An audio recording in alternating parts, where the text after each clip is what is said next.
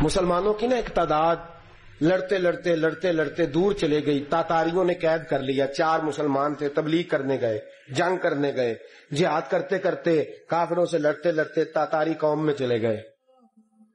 وہاں قید کر لیے گئے تو سزائے موت کا حکم ہوا. 4 بزرگ تھے, سزائے موت کا حکم ہوا. تو تاتاری بادشاہ جو تھا وہ بڑا خلاف تھا, بڑا سخت مخالف تھا مسلمانوں کے.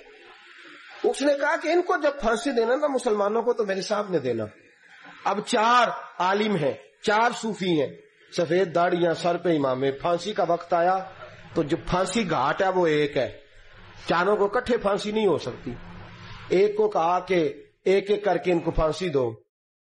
جب پھانسی کا وقت آیا نا تو جو سب سے پیچھے صوفی تھے وہ دوڑ کے آگے آئے, کہنے لگے بادشاہ پہلی باری میری لگا پہلی. اب بادشاہ نے کہا ٹھیک ہے اسے لٹکا دو. وہ قریب آئے تو دوسرے دوڑ آئے, کہنے لگے نہیں نہیں پہلی باری میں نے زیادہ کافر قتل کیے ہیں, میرا بڑا جرم ہے, مجھے پہلے سزا دو.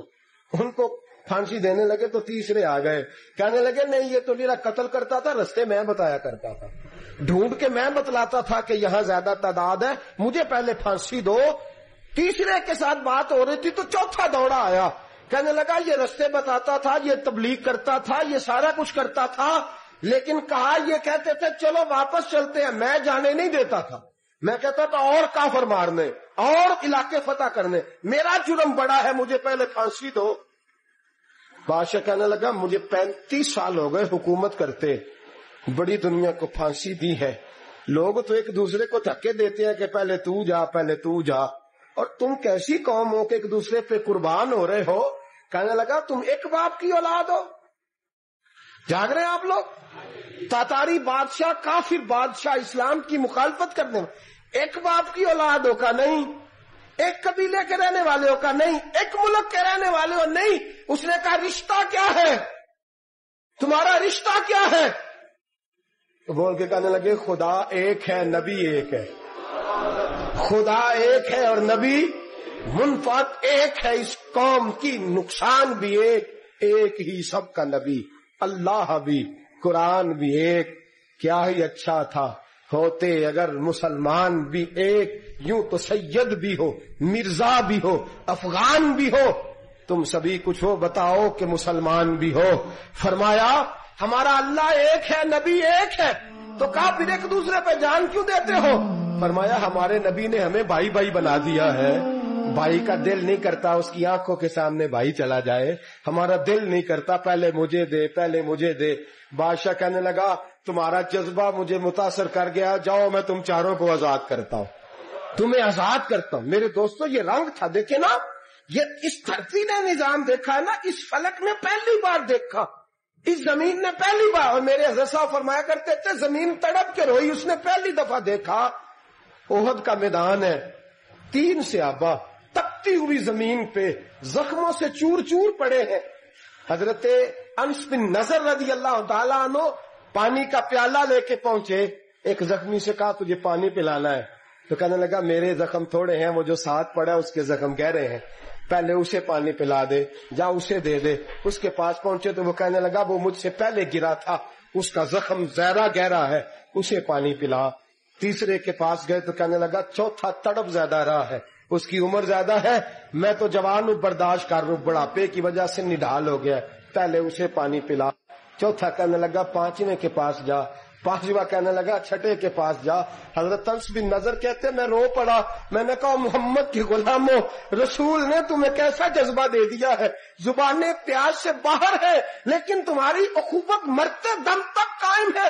کہتے میں 7ویں کے پاس گیا تو کہنے لگا اگر 6 قربانی دے سکتے ہیں تو مجھے خود غرض نہ سمجھ, میں نے نہیں پانی پینا, جا پہلے کے پاس لے جا. کہتے میں پہلے کے پاس آیا تو روح پرواز کر گئی, دوسرے کے پاس آیا تو روح پرواز کر گئی, میں 7ویں تک آیا تو انتقال کر گئے. کہتے ہیں پانی کا پیالہ میں نے اٹھایا اور میں نے زمین پہ رکھا تو میں نے کہا پانی گنوا رہنا, محمد کے غلام مر تو جاتے ہیں پر ایک دوسرے کا خیال بڑا رکھا کرتے ہیں, گنوا رہنا یہ مر جایا کرتے لیکن ایک دوسرے کا درد. میرے دوستو لٹا ہوا برما, روتے ہوئے مسلمان, سسکیاں اور آہیں لیتی ہوئی مائیں پوچھتی ہیں اے خاصان رسول, وقت دعا ہے, امت پہ تیری آ کے عجب وقت پڑا ہے, وہ دین جو بڑی شان سے نکلا تھا وطن سے، پردیس میں وہ دین آج غریب الغربا ہے، فریاد ہے اے کشتی امت کے نگہ باں، بیڑا یہ تباہی کے قریب آن لگا ہے۔ اور کیا خوبصورت جملے کہے تھے کہ نبی پاک صلی اللہ علیہ وسلم نے، حضور نے فرمایا تھا میرا مومن ایک جان کی طرح ہوتا ہے، ایک جان کی طرح ہوتا ہے، ایک کو تکلیف ہو جسم کے ایک حصے کو، سارا حصہ پریشان ہوتا ہے۔ فرمایا یہ ایک مکان کی طرح ہے، ایک اینٹ دوسری اینٹ کو مضبوط کرتی ہے۔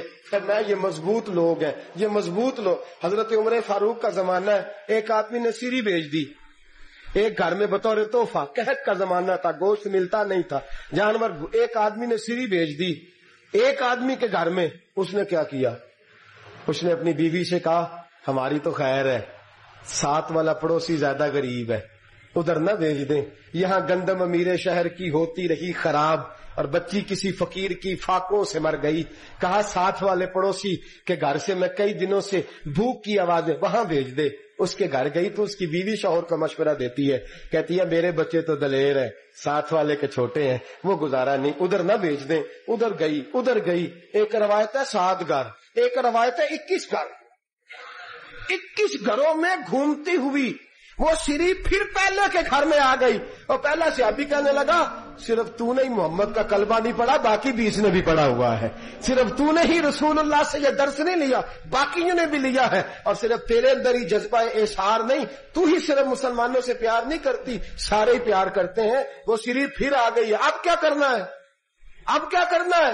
امام نبوی نے لکھا ہے، وہ کہنے لگی کرنا کیا ہے، پکاؤں گی میں اور کھائیں گے 21 گھر، پھر بھی اکیلے نہیں کھائیں گے، پکاؤں گی میں اور کھائیں گے 21 گھروں کے مطابق شوربہ پکا، اور پھر برتن میں ڈال کے وہ بی بی ایک کے گھر کا دروازہ کھٹکھٹاتی ہے، کہتی ہے مصطفیٰ کے غلاموں نکلو باہر اور کھاؤ، اس لیے کہ جس نبی نے مجھے پیار کا حکم دیا اسی نے تمہیں بھی پیار کرنا سکھایا ہے۔